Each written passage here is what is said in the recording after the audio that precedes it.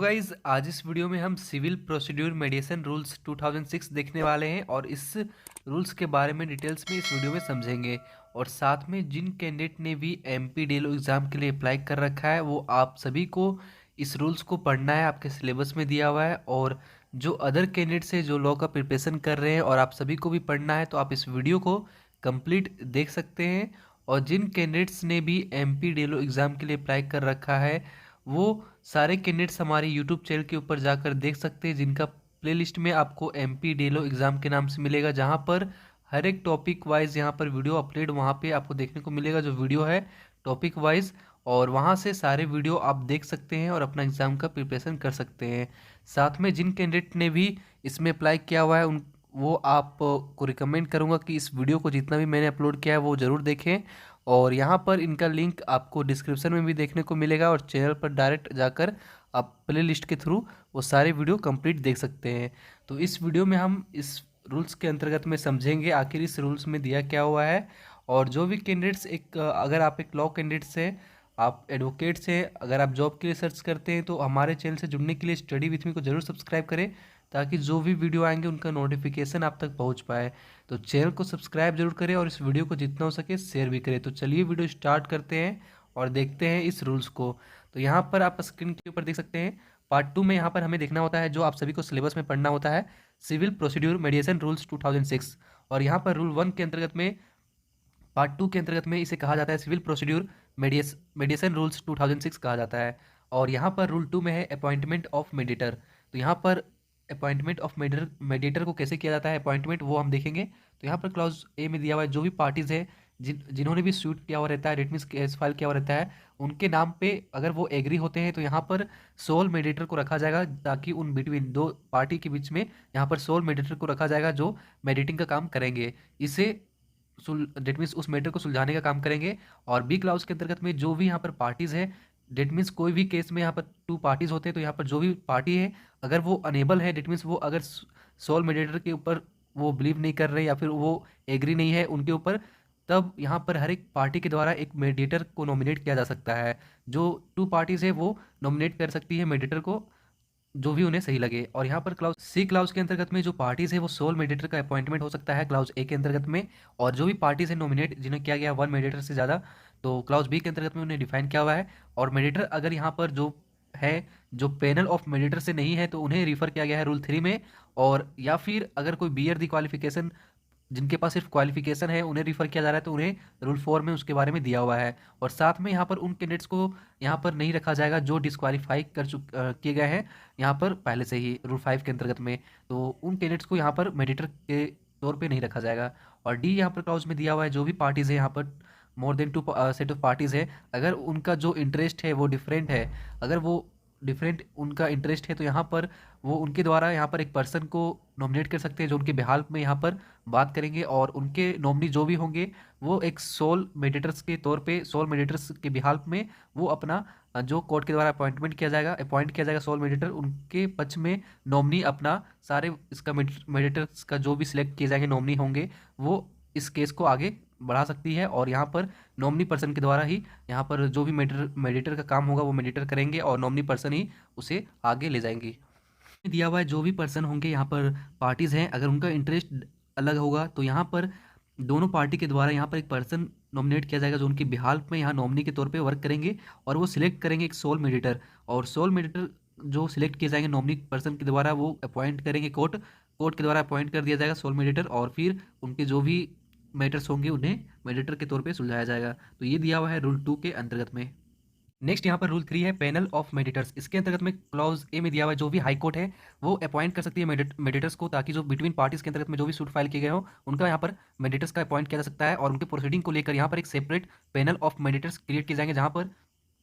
पर principal seat हो, और यहाँ पर प्रत्येक बेंच का भी प्रावधान किया जा सकता है प्रोसीडिंग को लेकर। और इस चीज़ को यहाँ पर पब्लिश किया जाएगा नोटिस बोर्ड के ऊपर, जो 30 डेज के अंतर्गत होना चाहिए जब भी ये रूल्स फॉलो किया फोर्स में आया हो। और ये सारी कॉपीज इनका रिस्पेक्टिव बार एसोसिएशन में भी कॉपी सेंड कर देना है। तो ये चीज़ हमारा दिया हुआ है क्लॉज ए के अंतर्गत में। और क्लॉज बी में यहाँ पर सब क्लॉज 1 है, इसके अंतर्गत में जो कोर्ट है प्रिंसिपल डिस्ट्रिक्ट सेशन जज है प्रत्येक डिस्ट्रिक्ट में, और कोर्ट ऑफ द प्रिंसिपल जज है सिटी सिविल कोड के, court of equal status and family courts के, वो सब सारे यहाँ पर अपॉइंटिंग करेंगे मेडिएटर्स को, ताकि जो भी पार्टीज़ है, पार्टीज़ के द्वारा सूट फाइल किए गए हों, वहाँ पर मेडिएट का काम कर सके मेडिएटर्स। तो यहाँ पर अपॉइंटिंग किया जाएगा और एक पैनल ऑफ मेडिएटर्स का तैयारी किया जाएगा, प्रिपेयर किया जाएगा पैनल ऑफ मेडिएटर्स, जिसमें से within a period of 60 days के अंतर्गत, इस रूल के आने के बाद यहाँ पर 60 डे के अंतर्गत ही वो सब सारे जो भी पैनल ऑफ मेडिएटर्स को रेडी किए गए हों, उनके अप्रूवल, हाईकोर्ट के अप्रूवल के बाद उन्हें यहाँ पर नोटिस बोर्ड में लाया जाएगा और सारे रिस्पेक्टिव जो भी वहाँ पर होंगे कोर्ट्स, उनके पैनल बोर्ड में वो सारे मेडिएटर्स का नाम दिया हुआ रहेगा। जो इस रूल के लाने के बाद 60 डेज के अंतर्गत वो सारे वर्क हो जाना चाहिए, और जो भी पैनल ऑफ मेडिएटर्स क्रिएट किए गए हों, जिसके अंतर्गत में जो भी लॉयर्स होंगे, एडवोकेट होंगे, वहाँ पर अप्रूवल लिया जाएगा हाईकोर्ट का। अगर हाईकोर्ट के द्वारा अप्रूवल कर दिया गया हो सारे नेम्स जो भी इंक्लूड है पैनल में, तो उन्हें पब्लिश किया जाएगा और रिस्पेक्टिव नोटिस बोर्ड में वहाँ पर लगा दिया जाएगा कि ये पैनल ऑफ मेडिएटर्स का, यहाँ पर ये सारे एडवोकेट्स हैं जिनका नाम रिस्पेक्टिव वहाँ जो भी नाम होंगे वो नोटिस बोर्ड में होगा। तो ये चीज़ हो सकता है जो इसमें दिया हुआ है। सेकेंड यहाँ पर दिया हुआ है कॉपीज जो भी होंगे क्लाउज 1 के अंतर्गत, वो सारे फॉरवर्ड किए जाएंगे, जो भी जुरिडिक्शन या फिर कोर्ट सब ऑर्डिनेट होंगे उनके, या फिर कोर्ट्स में होंगे, बार एसोसिएशन होंगे, वो प्रत्येक कोर्ट्स में भी सेंड कर दिया जाएगा। तो ये चीज़ दिया हुआ है हमारे बी क्लाउज में। नेक्स्ट यहाँ पर सी क्लाउज के अंतर्गत में जो भी पर्सन ने अपना कंसेंट दिया है, अपना कंसेंट दिया है पैनल में नाम डालने से पहले, तो वो सारे कंसेंट उनका लिया जाएगा जो भी पैनल में नाम जिनका इंक्लूड किया जा रहा है। डी क्लाउज में यहाँ पर जो भी पैनल ऑफ नेम्स होंगे वो सब सारे यहाँ पर डिटेल होना चाहिए एनेक्सर में, और वहाँ पर जो भी डिटेल्स मांगा जा रहा है क्वालिफिकेशन ऑफ द मेडिएटर्स लेकर, या फिर प्रोफेशनल या फिर टेक्निकल एक्सपीरियंस डिफरेंट फील्ड्स को लेकर, वो सब सारे फुलफिल करना होगा, और उनके बाद वो एनेक्सर को फिलअप करके डिटेल्स को यहाँ पर पैनल ऑफ नेम्स में वो अपना अप्लाई कर सकते हैं। तो ये चीज़ कुछ रूल्स है जो दिया हुआ है थर्ड में। अब नेक्स्ट हमारे पास रूल 4 है। रूल 4 के अंतर्गत में हमें पढ़ना है qualification of person to be impanelled under rule 3। तो ये हमें रूल्स 4 में देखने को मिलता है, जो क्वालिफिकेशन होना चाहिए पर्सन का पैनल में क्वालिफाई करने के लिए, डेट मीन्स वहाँ पर उसमें पैनल में अपना नाम देने के लिए। तो सबसे पहली बात मैं आप सभी को बता दूं, जो भी आपके एग्जाम में क्वेश्चन आएंगे वो एमसीक्यू क्वेश्चन होगा। तो यहाँ पर जो भी मैं आपको सेक्शन बता रहा हूँ या फिर सेक्शन को जो भी डिस्क्राइब कर रहा हूँ, तो यहाँ से कई बार सेक्शन से डायरेक्टली क्वेश्चन पूछे जाएंगे कि qualification of person to be impanelled under rule 3 ये कौन से रूल में दिया हुआ है। तो इस तरह का डायरेक्टली क्वेश्चन भी पूछा जाएगा, या फिर बीच से क्वेश्चन पूछा जा सकता है। तो आपको डिटेल्स में इस वीडियो को कंप्लीट देखना है बिना स्किप किए हुए, ताकि आप इस रूल्स को समझ पाए। तो इसमें दिया हुआ है रूल 4 के अंतर्गत में, यहाँ पर जो भी इस पैनल में नाम, पैनल ऑफ मेडिएटर्स में अपना नाम देना चाह रहे हैं, उनके पास यहाँ पर क्वालिफाइड और एलिजिबल होना चाहिए। जैसे कि यहाँ पर आप स्क्रीन के ऊपर देख सकते हैं, क्लाउज ए के अंतर्गत में रिटायर्ड जज जो है सुप्रीम कोर्ट ऑफ इंडिया के, वो इसमें अपना नाम अप्लाई कर सकते हैं। रिटायर्ड जज ऑफ हाई कोर्ट भी अप्लाई कर सकते हैं, और रिटायर्ड डिस्ट्रिक्ट एंड सेशन जज या फिर रिटायर्ड जज of the city civil court और कोर्ट ऑफ इक्विवेलेंट स्टेटस, तो वो सब सारे जजेस जो हैं वो अप्लाई कर सकते हैं पैनल ऑफ मेडिएटर्स के तौर पे। बी क्लाउज में दिया हुआ है जो लीगल प्रैक्टिशनर कर रहे हैं, डेट मीन्स लीगल का प्रैक्टिस कर रहे हैं, और उनके पास एटलीस्ट 15 ईयर्स का बार एक्सपीरियंस होना चाहिए, लेवल्स ऑफ सुप्रीम कोर्ट या फिर हाई कोर्ट या फिर डिस्ट्रिक्ट कोर्ट या फिर कोर्ट्स ऑफ इक्विवेलेंट स्टेटस के तौर पे। सी क्लाउज में दिया हुआ है जो भी एक्सपर्ट है या फिर अदर प्रोफेशनल में या किसी भी प्रोफेशनल में एक्सपर्ट है, और उनके पास एटलीस्ट 15 ईयर्स का एक्सपीरियंस है या फिर रिटायर सीनियर है, तो फिर वो भी इसके लिए अप्लाई कर सकते हैं पैनल ऑफ मेडिएटर्स में अपना नाम दिलवाने के लिए। नेक्स्ट यहाँ पर डी क्लाउज में दिया हुआ है जो भी इंस्टीट्यूशन के द्वारा एक्सपर्ट इन मेडिसिन रखा गया हो, जो हाई कोर्ट के द्वारा प्रोवाइड किया जा रहा हो नाम और मेंबर्स, या फिर जो अप्रूव्ड किया गया हो हाई कोर्ट के द्वारा, वो भी मेंबरशिप के तौर पे यहाँ पर वर्क कर सकते हैं, और इसमें इस पैनल ऑफ मेडिएटर्स में उनका भी नाम आ सकता है। तो ये दिया हुआ था कुछ क्वालिफिकेशन कि कौन से कैंडिडेट्स इसमें जा सकते हैं पैनल ऑफ मेडिएटर में, जहाँ पर एक समझौता के तौर पे मेडिएटर के तौर पे वर्क करते हैं दो पार्टीज के बीच में। यहाँ पर रूल 5 दिया हुआ है डिस्क्वालिफिकेशन ऑफ पर्सन। अब डिस्क्वालिफिकेशन ऑफ पर्सन क्या है वो हम देख लेते हैं। तो यहाँ पर सबसे पहली बात, यहाँ पर जो भी पर्सन है अगर किसी भी तरह का अनसाउंड माइंड है, इंसॉल्वेंट है, अगर उन्हें डिक्लेयर कर दिया गया है, तो उन्हें जो यहाँ पर उन्हें डिस्क्वालीफाई कर दिया जाएगा। सेकेंड में दिया हुआ है जो भी पर्सन क्रिमिनल चार्जेस जिनके ऊपर लग चुका है या फिर मॉरल टर्पिट्यूड हुआ है, क्रिमिनल कोर्ट्स में पेंडिंग है किसी तरह का केसेस, तो वो सब केसेस में भी यहाँ पर उन पर्सन को यहाँ पर डिस्क्वालीफाई किया जाएगा। थर्ड में है अगर कोई पर्सन यहाँ पर क्रिमिनल कोर्ट में डेट मीन्स क्रिमिनल कोर्ट में यहाँ पर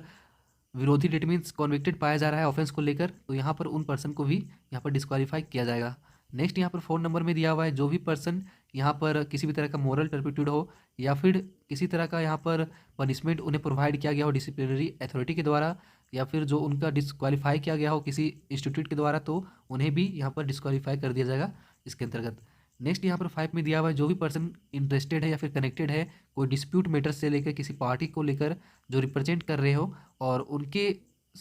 तरीके से डेट मीन्स उनका साथ देकर यहाँ पर वर्क कर रहे हो, चीट कर रहे हो, तो फिर उन्हें भी डिस्क्वालीफाई किया जा सकता है। नेक्स्ट यहाँ पर है 6 नंबर, अगर लीगल प्रैक्टिशनर के तौर पे जिन पार्टीज़ ने यहाँ पर जिनके पास अपेयरिंग है या फिर पार्टीज़ जो सूट फाइल हो चुका है, तो उनके ऊपर भी यहाँ पर डिस्क्वालीफाई किया जाएगा। तो ये सब कुछ टर्म एंड कंडीशन है जो यहाँ पर डिस्क्वालिफिकेशन का है, वो चीज़ फॉलो कर रहे हैं तो आपको डिस्क्वालीफाई किया जाएगा अगर ये सब में कुछ भी एक्ट किया जा रहा है आपके द्वारा। नेक्स्ट यहाँ पर है रूल नंबर 6 है venue for conducting मेडिएशन। That means क्या है, कनेक्टिंग करने का, मेडिएशन कनेक्टिंग करने का वेन्यू वो हमें देखने को यहाँ पर मिलता है। तो मेडिएटर्स के द्वारा जो भी मेडिएशन है वो फ्लोइंग प्लेसेस पे यहाँ पर कंडक्ट किया जा सकता है। जैसा पहला प्लेस है यहाँ पर लोक अदालत या फिर परमानेंट लोक अदालत जो प्लेसेस है वहाँ पर यहाँ पर मेडिएशन का वर्क हो सकता है, या फिर एनी प्लेस जो आइडेंटिफाई किया गया हो हाई कोर्ट के द्वारा, या फिर वो सारे प्लेसेस जहाँ पर डिस्ट्रिक्ट जज, प्रिंसिपल जज, सिटी सिविल कोर्ट, प्रिंसिपल जज, फैमिली कोर्ट, या फिर कोर्ट के द्वारा जो प्रीमाइसेस है वो सब सारे प्लेसेस पे यहाँ पर कंडक्ट किया जा सकता है मेडिएशन के लिए। और साथ में यहाँ पर जो भी bar association, state bar council के द्वारा अगर किसी प्लेस को आइडेंटिफाई किया गया हो या फिर किसी घर को या premises of the bar association को फाइंड किया गया हो, आइडेंटिफाई किया गया हो, तो वहाँ पर भी यहाँ पर मेडिएशन को कंडक्ट किया जा सकता है। और अगर कोई पार्टी यहाँ पर अदर प्लेसेस पे, अगर यहाँ पर कोई पार्टी चाह रही है कि वो कोई डिफरेंट प्लेसेस पे उनका मेडिएशन हो और अगर कोर्ट के द्वारा अप्रूवल मिल जाता है उस प्लेस को लेकर, तो वहाँ पर भी कंडक्ट किया जा सकता है मेडिएशन को। तो ये चीज़ हमारा रूल 6 दिया हुआ था। नेक्स्ट नंबर यहाँ पर रूल नंबर 7 है प्रेफरेंस। डेट मीन्स यहाँ पर कोर्ट के द्वारा उन पर्सन को नॉमिनेट किया जाएगा पैनल ऑफ मेडिएटर्स के तौर पर रूल 3 के अंतर्गत में, जो रिजॉल्व कर सकते हैं पर्टिकुलर क्लास ऑफ डिस्प्यूट को जो भी वहाँ पर सूट फाइल किया गया हो। और यहाँ पर उन कैंडिडेट को प्रेफरेंस दिया जाएगा जिनके पास यहाँ पर प्रूफ करने, that means proven record of successful मेडिएशन को लेकर हो। डेट मीन्स अगर कोई पैनल ऑफ मेडिएटर्स से वैसे कैंडिडेट है जिनके पास सक्सेसफुल मेडिएशन को सॉल्व कर सकते हैं, वहाँ पर रिकॉर्ड को प्रूव कर सकते हैं, या फिर उनके पास कोई स्पेशल क्वालिफिकेशन या फिर एक्सपीरियंस हो उस मेडिएशन, उस केसेस को लेकर, डिस्प्यूट को लेकर, तो वहाँ पर उन सभी को प्रेफरेंस दिया जाएगा। नेक्स्ट यहाँ पर रूल 8 है duty of mediators to disclose certain facts. That means यहाँ पर मेडिएटर का क्या है, डिस्क्लोज करना है सर्टेन फैक्ट्स को लेकर जो उनका ड्यूटी है यहाँ पर। तो यहाँ पर जो भी पर्सन अप्रोच करेंगे कनेक्शन यहाँ पर अपॉइंटमेंट एज अ मेडिएटर के तौर पे, तो उन्हें यहाँ पर डिस्क्लोज है राइटिंग में पार्टीज का, ताकि जो भी कैंडिडेट्स है वो सर्कमस्टेंसेस कोई भी रीजन से यहाँ पर जस्टिफाइबल डाउट उन्हें ना हो, उनके पास इम्पार्शियलिटी इस केसेस में होना जरूरी है, इसलिए writing of to the parties यहाँ पर लेना जरूरी है। नेक्स्ट यहाँ पर बी क्लॉज में दिया हुआ है जो भी मेडिएटर्स के तौर पे वर्क कर रहे हैं, अपॉइंटमेंट किया गया है, उनका वर्क है कि मेडिएशन की प्रोसीडिंग के टाइम में बिना देरी किए हुए वो पार्टीज से डिस्क्लोज करे राइटिंग में, ताकि जो भी डिस्क्लोज करे उस फैक्ट को, उस मैटर्स को लेकर जो भी उन्हें केस दिया गया हो और स्वीट फाइल किया गया हो। तो ये चीज़ करना है रूल 8 के अंतर्गत, जो एक मेडिएटर्स का काम होता है सारे फैक्ट को डिस्क्लोज करना। रूल 9 में दिया हुआ है cancellation of appointment. Date means यहाँ पर कैंसलेशन ऑफ अपॉइंटमेंट रूल 9 में है। डेट मीन्स यहाँ पर जो भी इन्फॉर्मेशन दिया जा रहा है, फर्निश दिया जा रहा है रूल मेडिएटर्स के तौर पे रूल 8 के अंतर्गत में, और यहाँ अदर इन्फॉर्मेशन दिया जा रहा है पार्टीज को या फिर अदर पर्सन को, तो यहाँ पर अगर वो चाहे तो कोर्ट के द्वारा यहाँ पर सूट फाइल किया जाएगा अगर वो सेटिस्फाइड है, और अगर कंडक्ट यहाँ पर किया जा सकता है, इंक्वायरी बैठ सकता है। अगर ऐसा होता है तो यहाँ पर जो मेडिएटर्स है उनके द्वारा हियरिंग किया जाएगा, और जो भी जस्टिफाइबल डाउट होगा जो मेडिएटर्स का इंडिपेंडेंस या फिर इम्पार्शियलिटी अगर उस मैटर्स में नहीं रखा है गया है, तो ऐसे केसेस में यहाँ पर जो अपॉइंटमेंट है उसे रिप्लेस करके यहाँ पर किसी अदर मेडिएटर्स को अपॉइंटमेंट किया जाएगा। तो इस रीज़न से भी यहाँ पर जो है रूल 9 के अंतर्गत में कैंसलेशन ऑफ अपॉइंटमेंट हो सकता है, जो एक मेडिएटर का अपॉइंटमेंट यहाँ पर अगर इंडिपेंडेंस और इम्पार्शियलिटी नहीं रखा गया हो उस केस को हियरिंग के समय में, मेडिटिंग के समय में, तो यहाँ पर इसका कैंसिल भी हो सकता है और न्यू अदर मेडिएटर्स का यहाँ पर अपॉइंटमेंट किया जाएगा कोर्ट के द्वारा। नेक्स्ट यहाँ पर रूल नंबर 10 है रिमूवल और डिलीशन फ्रॉम पैनल। अब यहाँ पर कोई रिमूवल या फिर डिलीट कैसे होंगे पैनल से, वो हमें देखने को मिलता है। तो यहाँ पर जो भी पर्सन का नेम है पैनल के अंतर्गत में, रूल 3 के अंतर्गत में, तो उनका नाम यहाँ पर रिमूव किया जा सकता है, डिलीट किया जा सकता है पैनल से। अगर वो यहाँ पर रूल 1 में दिया हुआ है, अगर वो रिज़ाइन कर रहे हैं, अगर वो अपना नाम विड्रॉ करना चाह रहे हैं पैनल से कोई भी रीजन के अंतर्गत में, तो वो अपना रिमूव करवा सकते हैं अपना नाम। अगर उन्हें किसी भी तरह का अनसाउंड माइंड हो गया, डिक्लेयर किया गया है इंसॉल्वेंट के तौर पे, तो उन्हें भी यहाँ पर रिमूव किया जा सकता है, डिलीट किया जा सकता है पैनल से। और कोई पर्सन अगर क्रिमिनल चार्जेस उनके ऊपर लगा हुआ है, क्रिमिनल कोर्ट के अंतर्गत में उनका केसेस पेंडिंग है, तो यहाँ पर उन्हें भी रिमूव किया जा सकता है। जो भी पर्सन कॉन्विक्टेड पाया गया हो ऑफेंस को लेकर, तो वहाँ भी इन्हें रिमूव किया जाएगा और डिलीट किया जाएगा पैनल से। तो ये कुछ केसेस है जिसके बेसिस पे यहाँ पर उन्हें रिमूव या फिर विड्रॉ अपना केसेस कर सकते हैं, रिजाइन दे सकते हैं। नेक्स्ट यहाँ पर रूल 11 है प्रोसीड्यूर फॉर मेडिसिन। अब मेडिसिन को लेकर क्या प्रोसेस है वो रूल 11 में हमें देखने को मिलता है। तो यहाँ पार्टीज जो है अगर एग्री कर रही है मेडिटर को लेकर, तो उनके द्वारा जो भी प्रोसीड्यूर है वो फॉलो किया जाएगा और मेडिसिन का जो प्रोसीडिंग है वो कंडक्ट किया जाएगा इसके अंतर्गत में। नेक्स्ट यहाँ पर बी क्लॉज में दिया हुआ है जो भी पार्टी अगर एग्री नहीं कर रही है पर्टिकुलर प्रोसीड्यूर को लेकर या फिर जो भी फॉलो किया जा रहा है मेडिएटर्स के तौर पे, तो यहाँ पर कुछ मेंशन किया हुआ है, उस प्रॉब्लम को यहाँ पर फिक्स किया जाएगा। और कंसल्ट पार्टीज के कंसल्ट के हिसाब से यहाँ पर time schedule, dates, time of each mediation session जो भी है प्रेजेंट का, वो सब सारे यहाँ पर फिक्स किया जा सकता है अगर कोई भी किसी तरह का दिक्कत हो रहा है तो। और साथ में यहाँ पर मेडिसन का जो भी कॉन्फ्रेंस है वो सब यहाँ पर प्रोविजन रूल 6 के तहत में यहाँ पर वो रखा जाएगा रिकॉर्ड। नेक्स्ट थर्ड में लिखा हुआ है जो भी यहाँ पर कनेक्ट किया जा रहा है जॉइंट या फिर सेपरेट मीटिंग पार्टीज के साथ, वो भी हो सकता है। और यहाँ पर प्रत्येक पार्टी के पास सेशन के 10 दिन पहले ही यहाँ पर मेडिएटर को एक इशू को लेकर जो भी हो उन्हें मेमोरेंडम सेटिंग करना होगा, और उसे रिजॉल्व करने के लिए यहाँ पर इशूज़ को सॉल्व करने के लिए यहाँ पर जो भी मेडिएटर्स को करना चाहिए रीजनेबल इन्फॉर्मेशन को लेकर या फिर इशू को लेकर, तो वो चीज़ यहाँ पर मेडिएटर के द्वारा किया जाएगा। और म्यूचुअली एक्सचेंज भी किया जाएगा अगर पार्टीज के द्वारा किसी भी तरह का इशू को सॉल्व करना चाहे तो। और यहाँ पर प्रत्येक पार्टी के द्वारा जो मेडिएटर्स है वो काम करेगी कॉपीज ऑफ लीडिंग हो डॉक्यूमेंट्स को लेकर, ये सब सारा रिक्वायर्ड जो होगा उस केसेस में वो इशू को सॉल्व करने के लिए रिजॉल्व किया जाएगा। और साथ में यहाँ पर जो भी पार्टीज इन्फॉर्मेशन देना चाह रही है मेडिएटर्स के, तो मेडिएटर्स को और उस इशू को सॉल्व करने के लिए, तो वो भी यहाँ पर रिक्वायर्ड है और उसे फर्निश किया जा सकता है। साथ में यहाँ पर अगर चाहे तो 1 से ज़्यादा मेडिएटर्स भी यहाँ पर नॉमिनेट किए जाएंगे जो हर एक पार्टी के लिए हो सकता है, और इसे नॉमिनेट किया जाएगा और इस डिस्प्यूट्स को सॉल्व करने के लिए मेडिएटर्स का हेल्प लेते हुए रिजॉल्व करना है। यहाँ पर रूल 12 दिया हुआ है, the mediator not bounded by evidence act 1872 और कोड ऑफ सिविल प्रोसीड्यूर 1908। तो यहाँ पर मेडिएटर जो है वो किसी भी तरह का बाउंड उन पे नहीं है किस code of civil procedure 1908 and evidence act 1872 के अंतर्गत में यहाँ पर जो भी गाइडेड किए गए फेयरनेस, जस्टिस और right and obligation of the parties, वो सब सारी चीज़ यहाँ पर अगर किसी भी तरह डिस्प्यूट किया गया हो तो उसमें ये सब जो है एक तरीके से बाउंड नहीं किया गया है। 13 में non attendance of parties at sessions और मीटिंग्स ऑन ड्यू डेट्स। तो यहाँ पर जो भी पार्टीज है वो नॉर्मली अपना पर्सनली किसी के द्वारा रिप्रेजेंट भी करवा सकती है, जो उनका काउंसिल हो या फिर पावर ऑफ अटॉर्नी जिन्होंने जिसे भी दिया गया हो, तो उनके द्वारा यहाँ पर मीटिंग और सेशन जो भी मेडिएटर्स के द्वारा नोटिफाई किए जाएंगे वो अटेंड किया जाएगा। और अगर पार्टी फेल हो रही है जो अटेंड सेशन और मीटिंग यहाँ पर फेल कर रही है अटेंड करने में, तो यहाँ पर मेडिएटर्स के द्वारा नोटिफाई किया जाएगा और उन पार्टी के ऊपर यहाँ पर अप्लाई किया जाएगा कोर्ट में, जो सूट फाइल किया जाएगा और उस इशू को सॉल्व करने के लिए यहाँ पर जो भी पार्टी है मेडिएटर्स के द्वारा कोर्ट में फाइल किया जाएगा। और उसके बाद यहाँ पर कोर्ट के द्वारा अगर यहाँ पर डिसाइड किया जा रहा है अगर जो पार्टी अब्सेंट कर रही है बिना किसी सफिशिएंट रीज़न का, तो यहाँ पर मेडिएटर्स के द्वारा बिना किसी सफिशिएंट रीज़न का जो मेडिएटर्स को बिना बताए कर रही है, तो ऐसे में यहाँ पर जो भी एक्शन लिया जाएगा कोर्ट के द्वारा वो उस पार्टी के ऊपर कॉस्ट भी हो सकता है जो एक पनिशमेंट फ़ी के तौर पे उनके ऊपर लगाया जा सकता है। और सी में दिया हुआ जो भी पार्टी रेसिडेंट नहीं है इंडिया में, वो यहाँ पर नहीं रह रहे हैं, तो उनके जो रिप्रेजेंटेड है काउंसिल है या फिर पावर ऑफ अटॉर्नी होल्डर है, वो सेशन और मीटिंग को ज्वाइन कर सकते हैं, अटेंड कर सकते हैं। और यहाँ पर जो भी क्लाउज ए और सी में दिया हुआ है पार्टीज हैं council of power of attorney जिन्होंने दिया दे रखा है, उनके पास इस अथॉरिटी के द्वारा यहाँ पर सेटल और कंप्रोमाइज़ करने का पावर है। नेक्स्ट यहाँ पर रूल 14 में दिया हुआ है एडमिनिस्ट्रेटिव असिस्टेंस। अब यहाँ पर जो भी फैसिलिटेट किया जा रहा है कंडक्ट ऑफ मेडिसिन प्रोसीडिंग को लेकर, डेट मीन्स मेडिसिन प्रोसीडिंग को लेकर पार्टीज़ के पास या फिर जो भी मेडिएटर्स है वो पार्टीज़ के कंसेंट में यहाँ पर किसी भी तरह का हेल्प ले सकती है एडमिनिस्ट्रेटिव का, जैसा भी वहाँ पर सुटेबल इंस्टीट्यूशन और पर्सन के द्वारा सही लगे। तो यहाँ पर मेडिसिन प्रोसीडिंग को आगे बढ़ाने के लिए उसे सॉल्व करने के लिए यहाँ पर एडमिनिस्ट्रेटिव का भी हेल्प लिया जा सकता है। नेक्स्ट यहाँ पर रूल 15 है offer of settlement by parties. That means यहाँ पर किसी भी पार्टी के द्वारा यहाँ पर ऑफर दिया जा सकता है सेटलमेंट को लेकर, और ये मेडिएटर के द्वारा नोटिस में जारी किया जाएगा उस प्रोसीडिंग के दौरान। तो अगर कोई पार्टी चाह रही है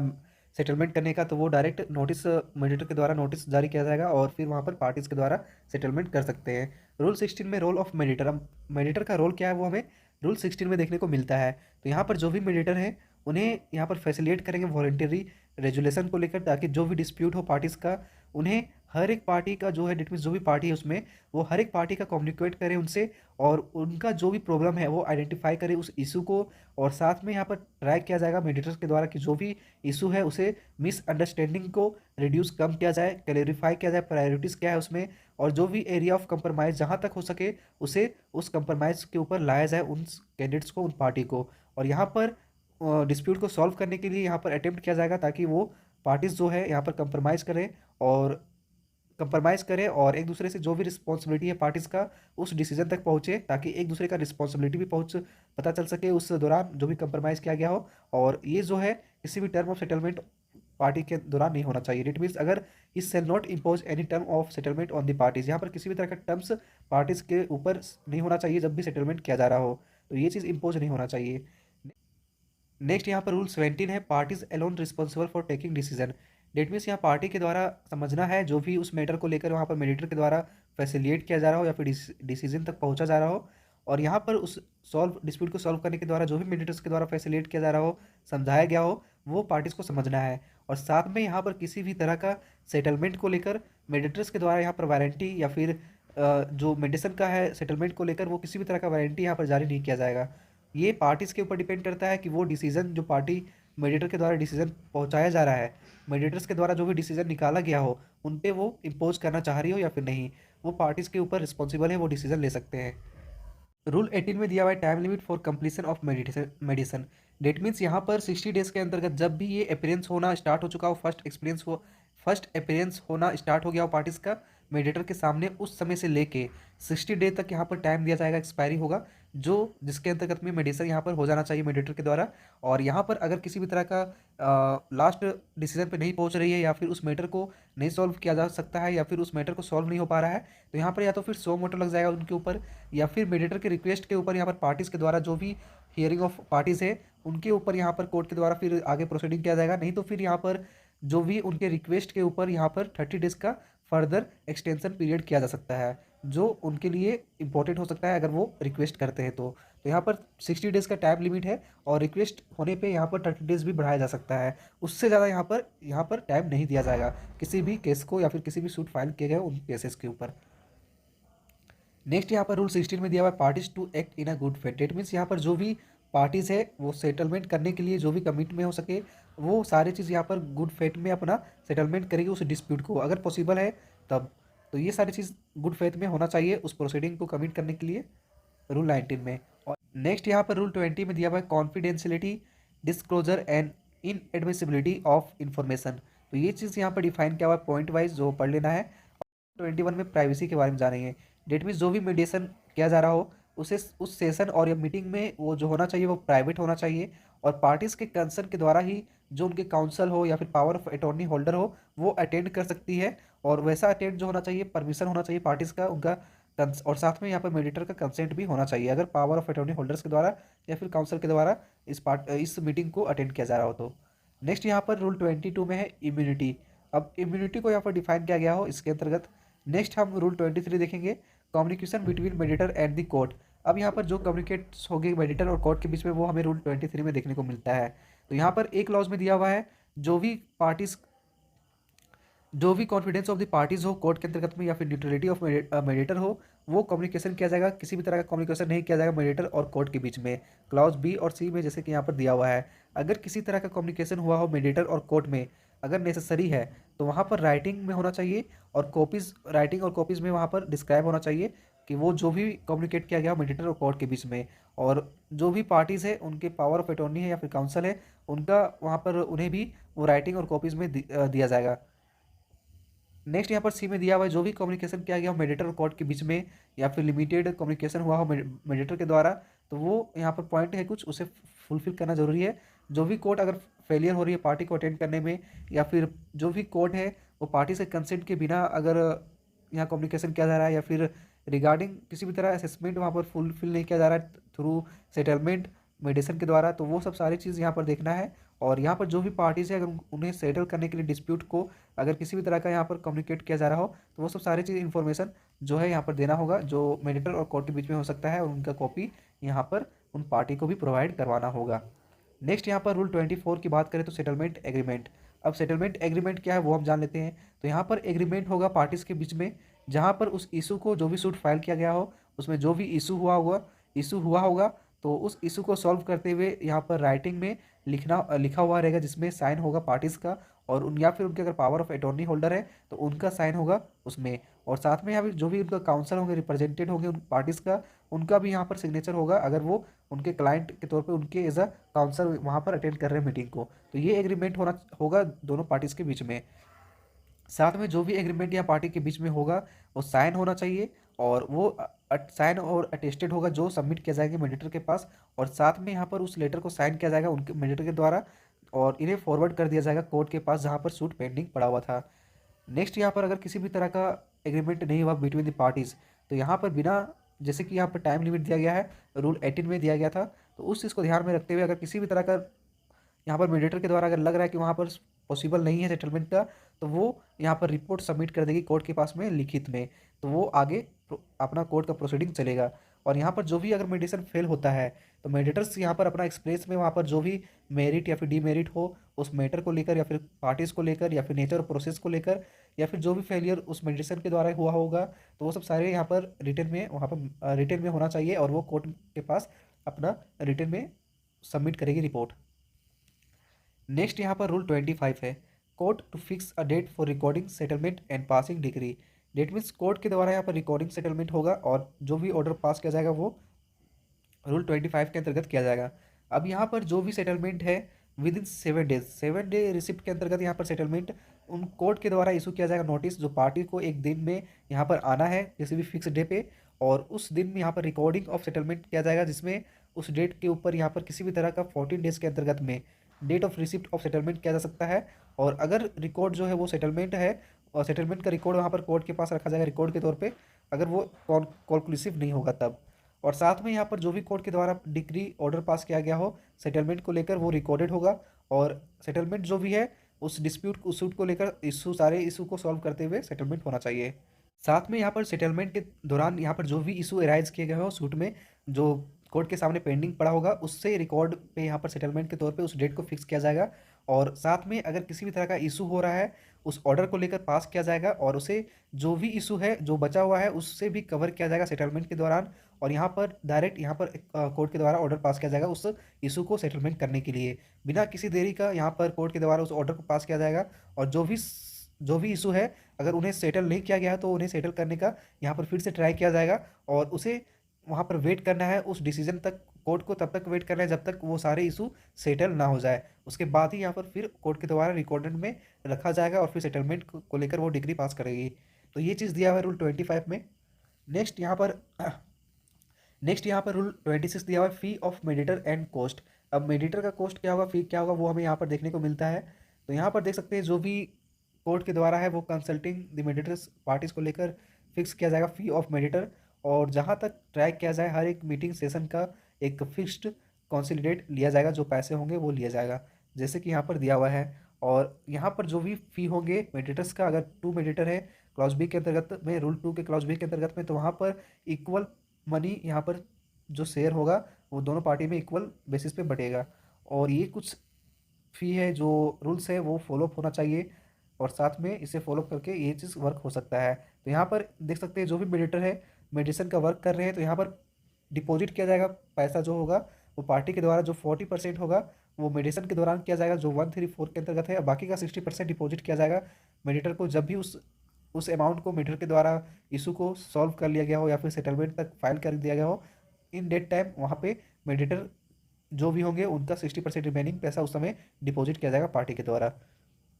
तो ये चीज़ कुछ वर्क है जो यहाँ पर फी को लेकर है, इसे कुछ पॉइंट में दिया गया है, तो ये चीज़ फॉलोअप होना ज़रूरी है। नेक्स्ट यहाँ पर ethics, ethics to be followed by mediator. अब क्या इथिक्स फॉलो होना चाहिए मेडिएटर के द्वारा, तो वो दिया हुआ है इसमें पॉइंट वाइज 1 से लेकर 9 तक, 1 से लेकर यहाँ पर 12 तक दिया हुआ है जो ये फॉलोअप होना चाहिए।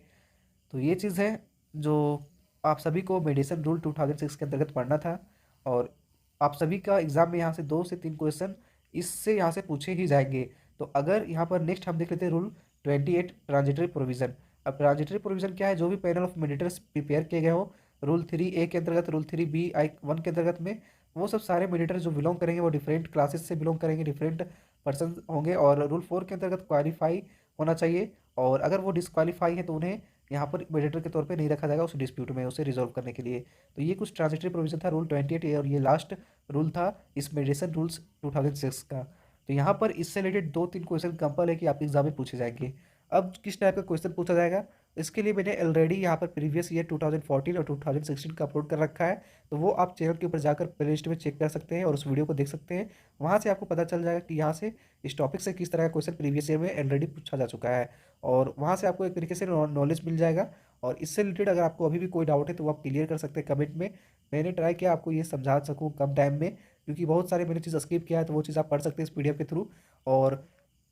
आई होप जो भी इस एग्ज़ाम को दे रहे हैं वो उनका प्रिपरेशन आई होप आप सभी का कंप्लीट हो गया हो, और कंप्लीट नहीं हुआ है तो कंप्लीट कर ले, टाइम बहुत लिमिट है, टाइम बहुत कम बचा है आप सभी के पास। और जितना हो सके एमसीक्यू क्वेश्चन सॉल्व जरूर करें। आप कोई बुक अगर परचेस किए हुए तो सही है, आप एमसीक्यू क्वेश्चन जितना हो सके सॉल्व करें, प्रीवियस ईयर का सॉल्व कर लें, और जितना भी जो भी सिलेबस दिया हुआ है उसे फॉलो कीजिए, वो सारे सिलेबस को कंप्लीट कीजिए। और नेक्स्ट वीडियो में हम मिलते हैं। और साथ में ये जो वीडियो आप देख रहे हैं इस वीडियो को जितना हो सके अपने फ्रेंड्स, अपने व्हाट्सएप ग्रुप में शेयर करिए। वीडियो अच्छा लगा तो लाइक कीजिए, कमेंट कीजिए। तो हम मिलते हैं नेक्स्ट वीडियो में नेक्स्ट टॉपिक के ऊपर में, तब तक के लिए thank you so much for watching this video.